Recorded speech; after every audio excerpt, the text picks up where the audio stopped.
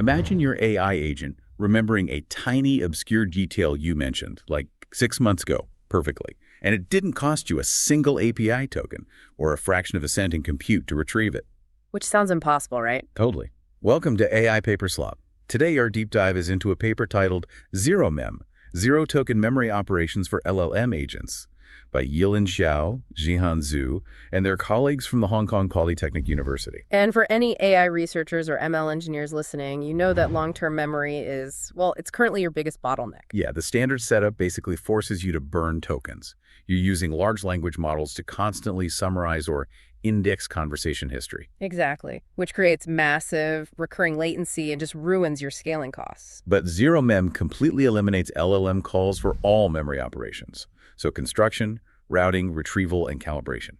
It uses a dual-view token-free substrate to find the exact raw traces you need. Right, specifically an entity context graph and a temporal hierarchy. The LLM is only invoked once at the very end to read the evidence. And the hook here is wild.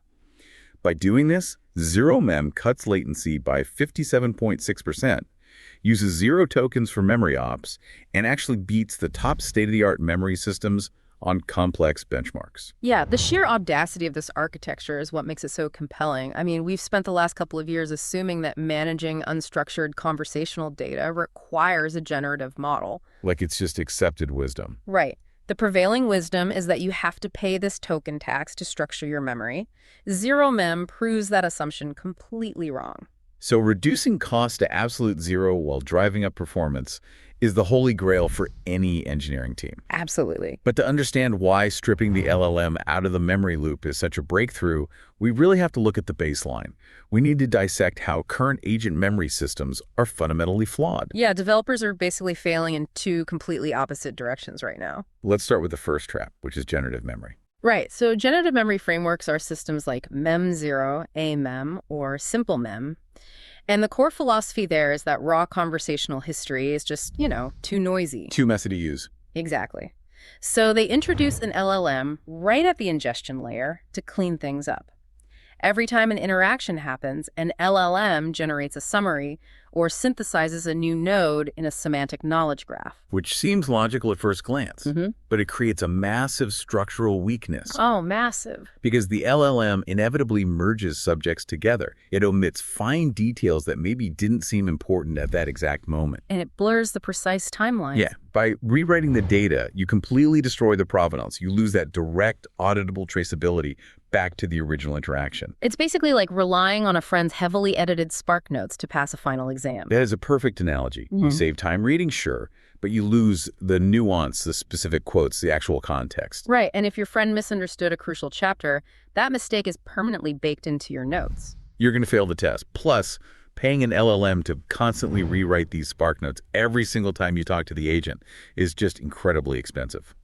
And that loss of provenance is fatal for reliability in production. If a generative agent hallucinates a preference like merging the dietary restrictions of two different users, you can't easily trace back to see why it made that mistake. Because the original ground truth was overwritten by a hallucinated abstraction. Exactly. You're trying to debug a black box. So if generative memory is the flawed Spark Notes approach, the natural instinct is to swing the other way and just save everything perfectly raw. Which leads into the second trap. Raw retrieval. Standard RAG, or retrieval augmented generation. You keep the raw text chunks in a vector database and use dense search to find what you need. Which sounds mathematically pure, but in an agentic workflow, it's like someone dumping 1,000 unorganized transcripts on your desk and saying, hey, spot a complex trend. Good luck with that. Flat retrieval fails spectacularly over long time horizons. It really does, mainly for two reasons. First, it struggles with multi-hop reasoning. If answering a query requires connecting a fact from session 1 with a totally separate fact from session 10... A flat vector search usually misses it. Exactly, because the two facts don't share semantic overlap with each other. They only overlap with the query. And second, flat RAG is entirely blind to the flow of time. Right, so if you ask your agent, what did I want to buy last week? Dense retrieval might pull up a highly relevant conversation about buying shoes, but from 3 months ago. Yeah, it sees the semantic match for buying, but completely ignores the temporal constraint of last week. So engineers are stuck. Neither the generative abstraction approach nor the flat raw approach actually works for a reliable, long-term agent. Which brings us back to Zero-Mem. We can't use an LLM because it destroys ground truth, and we can't use flat RAG because it lacks structure. So how do they organize the data without an LLM? They built what they call a provenance-preserving, token-free memory substrate. And this substrate is the whole foundation of their success, right? It really is. Since they refused to use generative models, they derived two non-generative structures directly from the raw history.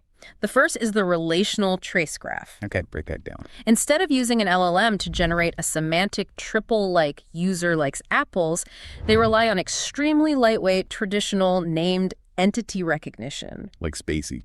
Exactly. Standard non-generative NLP libraries. They just extract entities from the raw text and map the co-occurrences. But wait a second, I had to push back here. I look at this and it feels a bit like a regression. How so? Well, we have these massive, nuanced reasoning models that build rich knowledge graphs, and we're replacing them with basic named entity recognition.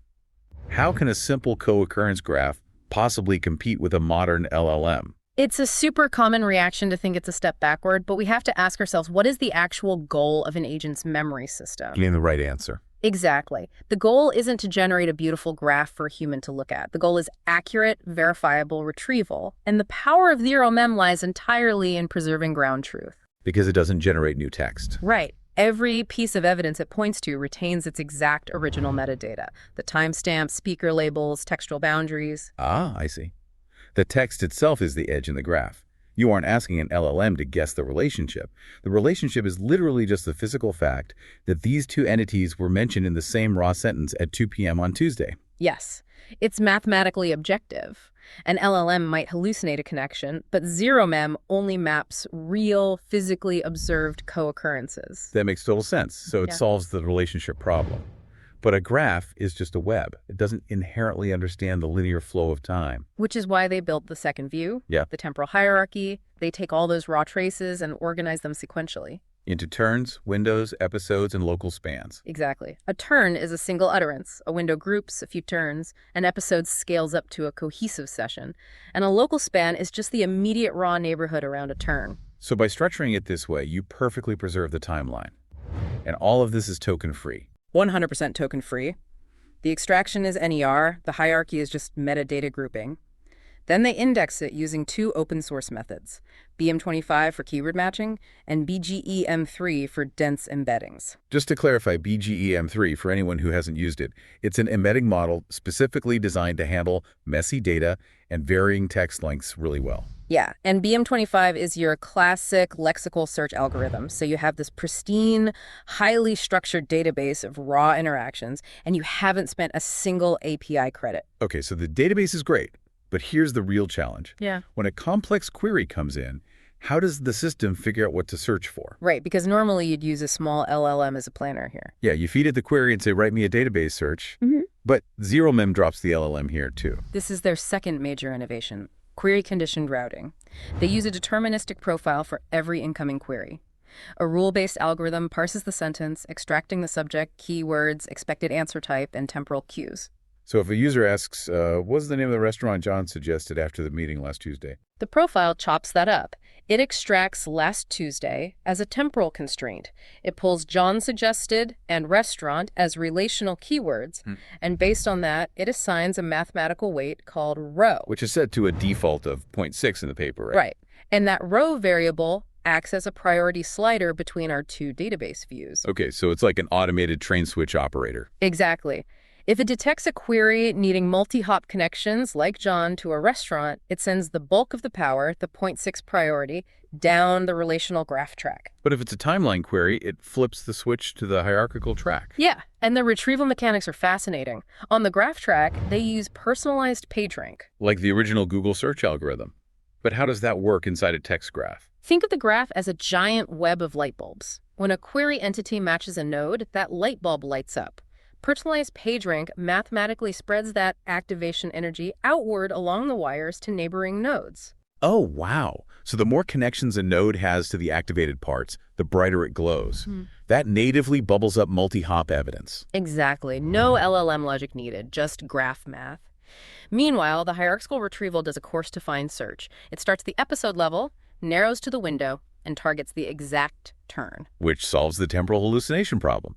If the queue says last Tuesday, it deterministically filters out episodes from 3 months ago, even if they are a 99% semantic match. Right. Semantic relevance perfectly married to structural compatibility. Okay, so both tracks retrieve their top candidates. But if you just jam those raw sentences into a final LLM prompt, it's going to lack all context. How do they stitch it together?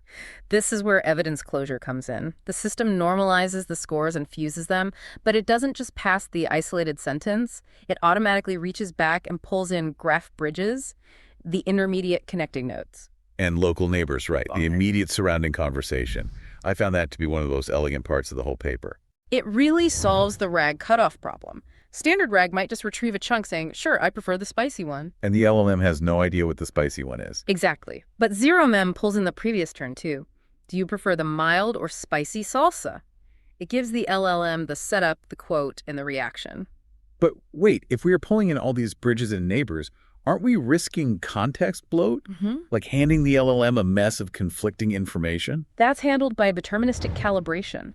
Before the LLM reader even sees the text, a rule-based filter cross-references the retrieved evidence against the hard constraints from the query profile. So if evidence violates the time boundary, the script just strips it out. Yes, aggressively. It curates a pristine prompt. But what if the LLM reads that perfect prompt and still hallucinates its final answer? They accounted for that too with an answer calibration step. After the LLM generates its response, Zero-Mem applies deterministic checks purely based on the provided evidence. So if you asked for a list of 3 items and the LLM hallucinates a 4th that wasn't in the context window, the calibration code simply prunes it. It strips out the hallucination and performs type checks without calling a second LLM to double-check. And the ablation studies really show how critical these steps are. When researchers turn off features to see what breaks, it's very revealing. Yeah, on the HotpotQA dataset, the full model hit an F1 score of 72.07, but when they removed evidence closure, it dropped to 67.9. And without evidence calibration, it dropped to 70.1. Every component is pulling massive weight. It really is. So the theory is brilliant. But for the technical practitioners listening to this deep dive, we need to talk benchmarks. Does removing the LLM from the memory loop hold up against massive generative systems in practice? It doesn't just hold up, it completely dominates. They tested on LoCoMo, which tests long-term multi-session recall, and HotpotQA for multi-hop reasoning. And for HotpotQA, they scaled it up massively, right? Context windows up to 448,000 tokens of raw text. Yeah, a massive haystack. They ran this using GPT-4 Mini for closed source and Qwen 2.514b instruct for open source. And here's the kicker. Every method was strictly restricted to retrieving exactly 5 chunks of context. So you only got 5 bullets. They had to be the exact right 5 pieces out of nearly 500,000 tokens. Exactly. On LoCoMo with GPT-4 Mini, Zero-Mem beat the strongest generative baseline, JAM, by over 5 points in F1 score, 59.15 compared to 53.75. And on the open source Qwen model, the gap was even wider. Zero-Mem ranked first across every single question type. Single hop, multi-hop, temporal, open domain. It won everything. The accuracy is fantastic. And the efficiency numbers, this is the real mic drop. Yes, let's talk compute footprint. Memory operation LLM tokens consumed. Literally 0. Total memory operation latency, 0.22 seconds per query. Let's compare that to LightMem, which is designed to be a fast baseline. LightMem still used over 870,000 tokens during testing. And Zero-Mem used 0, cutting latency by 57.6% compared to LightMem. And compared to GAM, which had the second best accuracy, GAM took over 9,000 seconds of processing time. Zero-Mem took 334 seconds. It's insane. You're driving benchmark accuracy up by 10%, driving token cost down by 100%, and completely crushing latency. It really exposes a bad habit in the ML community. We just throw LLMs at every single problem.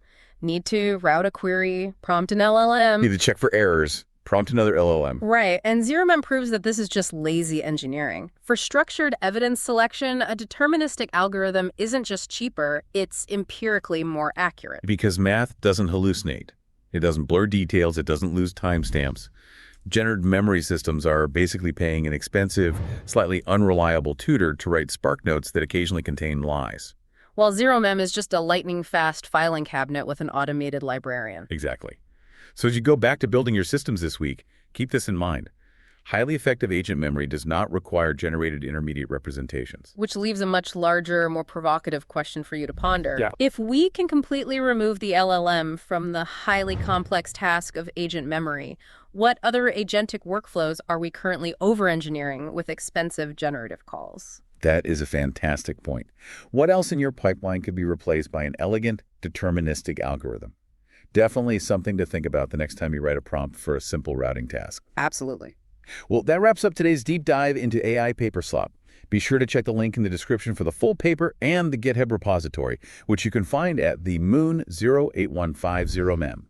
Thanks for listening, and we'll see you on the next deep dive into the latest research.